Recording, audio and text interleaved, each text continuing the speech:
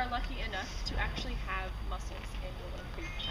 It's one of 2 sites that Solid works on in the Portland metro area that I know of that has mussels, so it's really, really cool. So just like macroinvertebrates, how different macroinvertebrates require different water qualities or different sensitivity levels, it's the same for mussels, but they kind of have a higher base standard for all mussels. So it's a pretty good thing that we even have mussels at this creek. So yeah, so you guys have all seen mussels before. Do you guys think that based on kind of like what they look like, their body shape and things, that they'd be able to move very far distances very quickly? No. So what if I told you that they can actually go up waterfalls and totally relocate themselves upstream? Would you guys believe me? I would ask how. Yeah. You'd ask how? Okay. Some of you guys would believe me. Cool. Very trusting group. I like it. And at that point, an embryo will form, and it'll break off into this little organism called a glochidia. And a glochidia is basically just a mini mussel. So if you look at it under the microscope, it looks like a mussel. It's just tiny. But this glochidia is not totally ready for life on its own yet.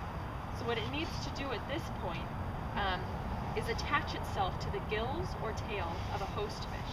So this is part of its life cycle. Another animal is part of its life cycle. And it also is a big benefit because at this point is when the glochidia can transport itself further than it would be able to as just a plain adult. So at this point is when if a fish was traveling, maybe a salmon was traveling upstream and going up a waterfall, this is when the mussel could kind of get that free ride. So when I heard this, I was like, wait, no way. If we have mussels in Willow Creek, that means we must have some sort of fish, because it's part of their life cycle. Some fish brought them here. So then we started asking a bunch of questions.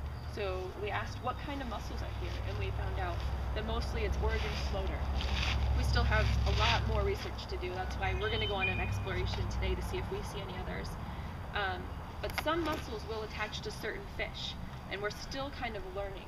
Even the people who've been studying mussels their whole lives are still learning which type of mussels attach to which type.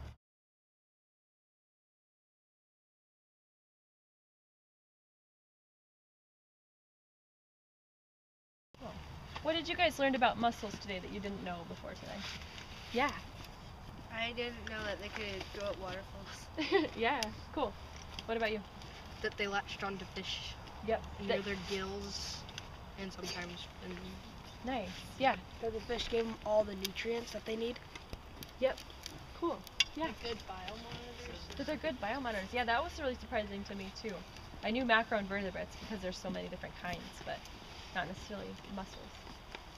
So I have one last question for you guys. So if somebody came up to you and said, okay, if these mussels are so good for the stream, why don't you just breed a lot of them and let them reproduce out here? What would you say? What did we talk about before? Yeah. Then we have to create the habitat for them, and we can't just like breed a whole bunch of them. They're not going to be enough space for them all. Great. And how do we create that habitat for them? Yeah. By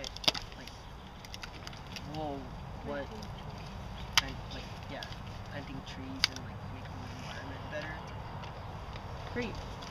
Yeah, and how have you guys helped create habitat for these mussels? Yeah. We planted willows and a whole bunch of other plants just to help